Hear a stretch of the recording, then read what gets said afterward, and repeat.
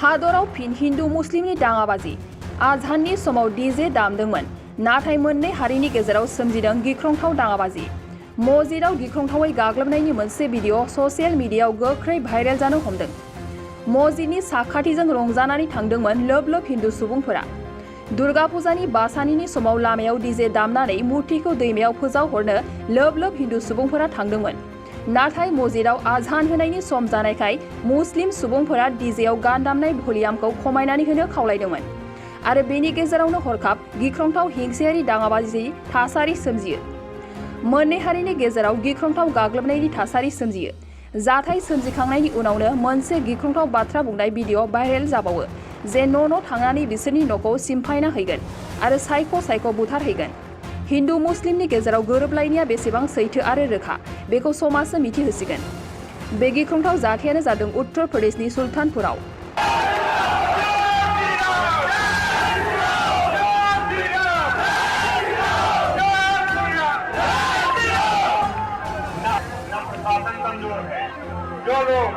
जो लोग इस साहस का परिणाम कर रहे हैं उनके खिलाफ प्रशासन कठोरतम कार्रवाई करेगा। मौके पर डीएम साहब, कप्तान साहब आ गए हैं, मणिपुर में हैं। हम लोग जो अच्छा से अच्छा हो सकता है वो निर्णय लेंगे, आपके हित में लेंगे। माँ भगवती की मूर्ति सबका विसर्जित हो। हम लोग पहले इस कार्यक्रम को संपन्न करें, फिर मैं उनको चुन चुन के मारूंगा।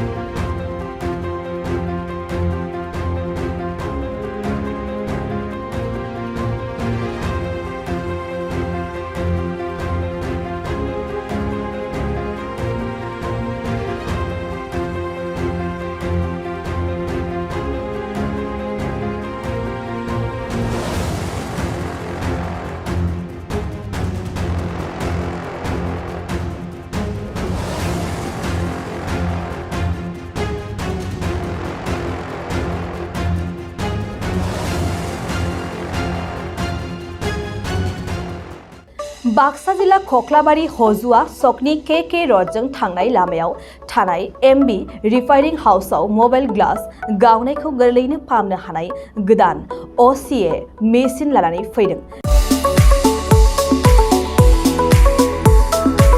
नोंथांमोना खम बेसेनावनो गाव गावनि मबाइल ग्लास बायनायखौ एमबी रिफाइनिं हाउसआव फाहामनो हागोन।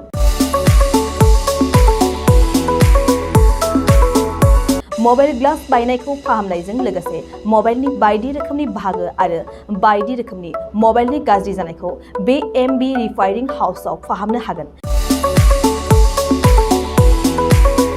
बायदि रोखोमनि mobile glass, mobile temper, mobile charge, headphone, pen drive, memory आरो mobile battery, computer, mouse, computer keyboard आरो मबाइलनि बायदि रोखोमनि बाहागोफोरखौ मोननो हागोन।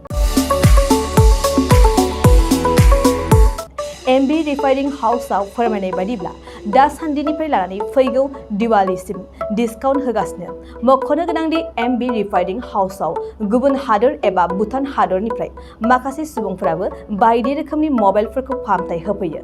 आबुं मोनथिनो थाखाय 8471972412 नङाब्ला 7002741465 जानबुं अनजिमायाव जगाजग खालामनो हागोन।